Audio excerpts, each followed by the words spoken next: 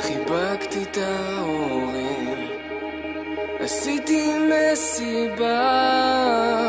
לכל החברים, כל החיים רציתי רק דבר אחד, והנה זה קורה ואני כל כך לבד